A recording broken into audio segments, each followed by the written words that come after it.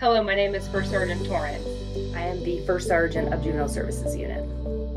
We have 33 public schools in Stafford County, so I supervise my SROs and SPOs. I'm going to the schools and letting, any employees there know, principals specifically, that, we're here to help them, and making sure that the SROs have what they need to do their job. If they need anything, I'm here. Oh, hey girl, how are you? Good, how are you? Good to see you. Our number one thing is safety and being seen.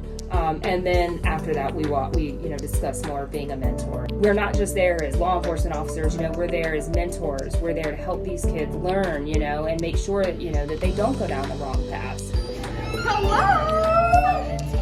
They know that we're here to, take care of any bad things that happen, especially in the schools. They know we're here for safety purposes. Life is infinitely better because of you guys. So I just love schools. I love being able to interact with the teachers, and then the kids. You are all doing such a good job. Would you recommend being an SRO? Oh my gosh, yes. It's one of the most rewarding positions. I love my job. I've been here in the Sheriff's Office for 15 years.